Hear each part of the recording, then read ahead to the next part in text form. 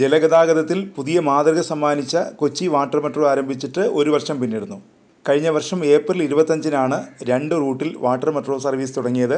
ഒരു വർഷം പിന്നിടുമ്പോൾ കാക്കനാട് വൈറ്റില റൂട്ടിലും ചിറ്റൂർ, ചേരാനല്ലൂർ, ഏലൂർ, ഫോർട്ട് കൊച്ചി ടെർമിനലുകളിലേക്കും വാട്ടർ മെട്രോ സർവീസ് ആരംഭിച്ചു. ഒരു വർഷം കൊണ്ട് 19.72 ലക്ഷം ആളുകൾ വാട്ടർ മെട്രോയിൽ യാത്ര ചെയ്തു. കരാർ നൽകിയ ബോട്ടുകൾ മുഴുവൻ നിർമ്മിച്ച് കിട്ടിയില്ലെന്നതാണ് പിറന്നാൾ ദിനത്തിൽ വാട്ടർ മെട്രോ നേരിടുന്ന പ്രതിസന്ധി.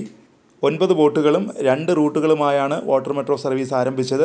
1-ാം വാർഷികത്തോടനുബന്ധിച്ച് വിവിധ മേഖലകളിൽ പ്രാവീണ്യം തെളിയിച്ച വ്യക്തികളുമായി managing director Loknath Behera water മെട്രോയിൽ യാത്ര ചെയ്തു.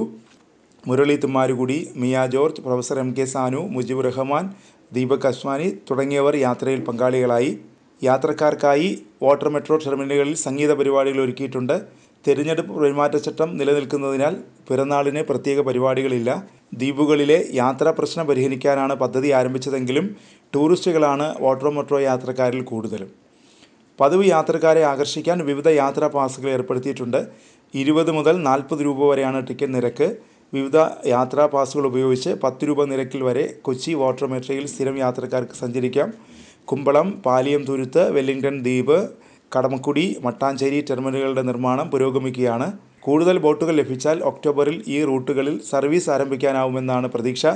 സെപ്റ്റംബറിൽ 5 ബോട്ടുകൾ കൂടി നൽകാമെന്ന് കൊച്ചിൻ ഷിപ്പ്യാർഡ് അറിയിച്ചിട്ടുണ്ടെന്നാണ് കൊച്ചി വാട്ടർ മെട്രോ അധികൃതർ പറയുന്നത്.